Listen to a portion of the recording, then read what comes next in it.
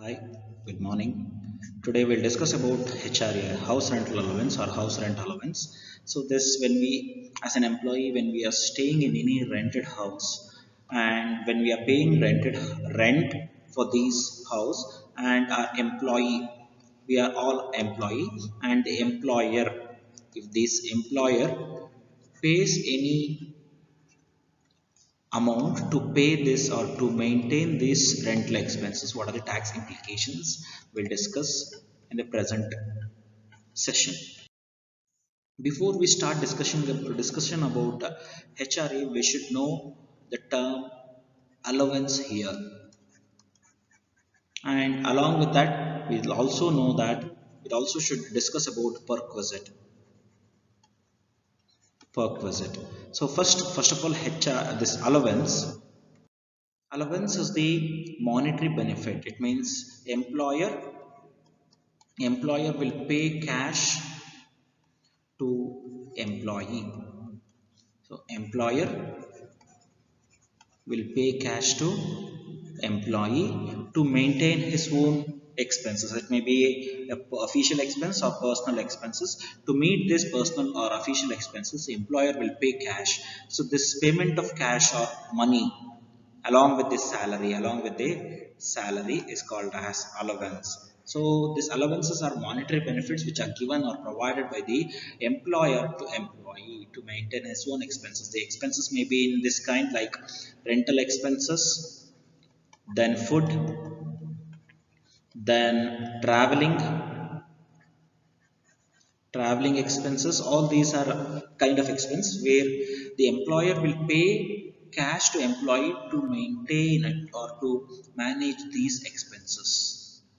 Then perquisite, the term perquisite here in the previous slide we discussed regarding that is paid in cash. Here these are paid in it means these are benefits are given in kind, not paid, given or provided in terms of facilities. So these are maybe in kind or normally it will be in kind. It means these benefits are facilities provided to employee by the employer, not cash. They'll not pay cash. And for example, house, they'll provide the house, rent free house they'll provide to employee, or instead of providing the money for food expenses, refreshments, they'll only provide the food, or instead of providing money for traveling expenses, company itself or the employer itself make arrangement for traveling. It may be a bus, or it may be a cab, it may be a vehicle, car facility. So these are benefits which are given by the employer. These all are benefits given by the employer to employee. So perquisite, mainly allowance, is in cash or money. Perquisite are in kind. Then this is the normally allowance classification. Allowance is classified into three. One is fully taxable allowance. This is taxable.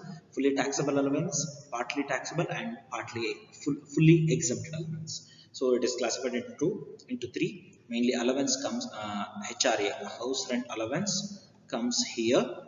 House rental allowance we'll discuss in detail. House rental allowance. For example, now I'm working in one company like ABC company. ABC company, and I'm working in this company. This ABC company will pay money to me. Will pay money to me to pay rent. Usually every month I'll be paying rent to come to for my stay in the rented house, and the company will pay cash to pay rent. So this procedure or this money is called as HRA. What the money I receive from the employer to make or to meet my rental expenditure. And it is not necessary that if I am paying 15,000 as a rent, and it is not necessary that company should pay all 15,000, entire 15,000.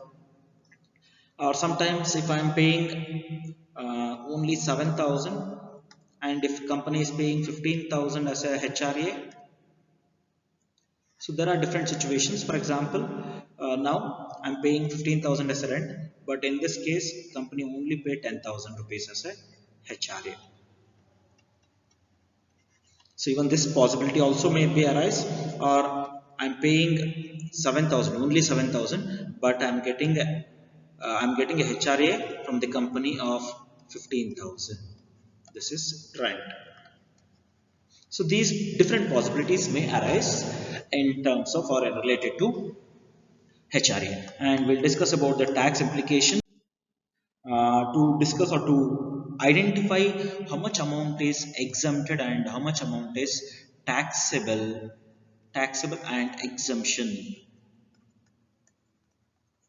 This following this format is very much important as per the Income Tax Act. So these are the procedure we should follow. Here first we should consider the actual HRA amount received. Then out of this actual HRA remit received, to identify how much amount is exempted. It means not comes for tax, not coming for tax. So this, how much is not taxable, it means exempted. So to identify this, these three items are very much important here. One is actual HRA received, same amount what we write will come here. Then excess of rent paid over 10% of the salary. This statement is very technical statement. When we simplify the statement, here we have the result. This is rent paid. For example, for 1 year, if I am paying 1 lakh rupee as a rent, 1 lakh rupee as a rent, and for 1 year, my salary, I'll put a star mark. We'll discuss in the coming next slide for salary. What is the meaning of salary here? Rent paid and salary is, for example, 70,000. 70,000 for 1 year. 70,000 my 1 lakh minus 70,000. So we'll get the answer of 30,000. So in this case, 30,000 is need to be considered for second point. Then 40 or 50% of salary. So depends upon the different situations. We should consider either a 40 or 30% of salary. And here again, star mark for salary. What do you mean by salary? And this is the explanation for salary term. The term salary. The salary includes 4 point here.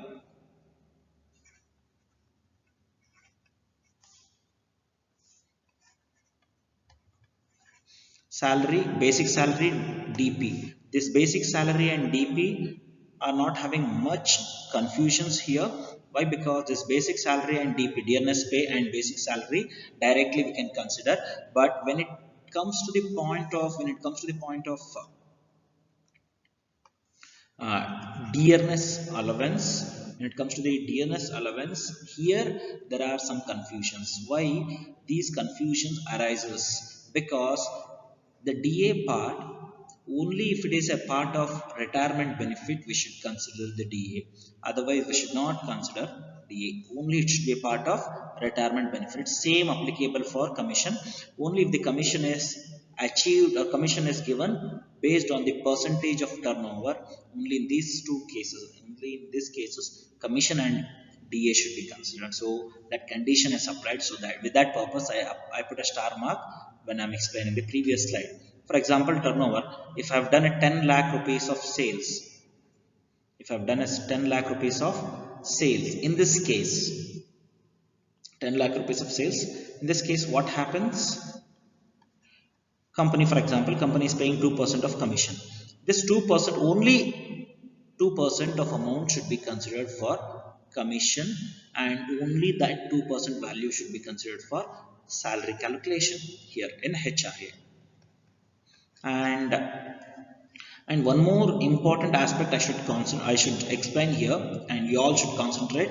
This is, there are 4 cities names are given here: Delhi, Mumbai, Chennai, and Kolkata. These 4 cities are metropolitan cities, huge metropolitan cities in India, and rental expenses are huge here. So with reference to that, 50% of salary 50% of salary should be treated here. Otherwise, in all rest of the cities, the salary percentage should be considered as a 40%. Only in these cities, 50%. In other remaining cities, it should be 40%.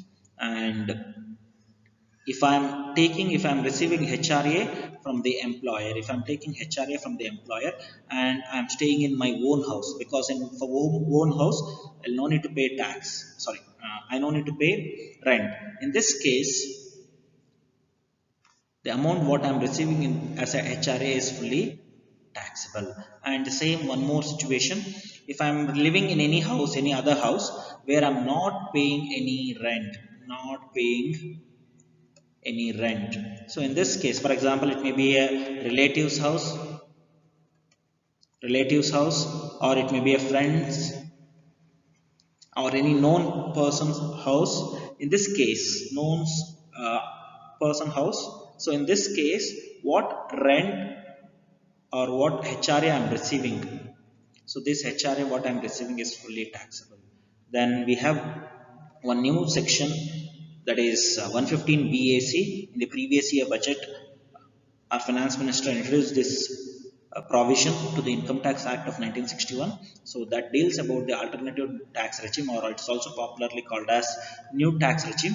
And here under the new tax regime, what HRA receives, that is completely taxable here. What HRA we receive is completely taxable here. Thank you.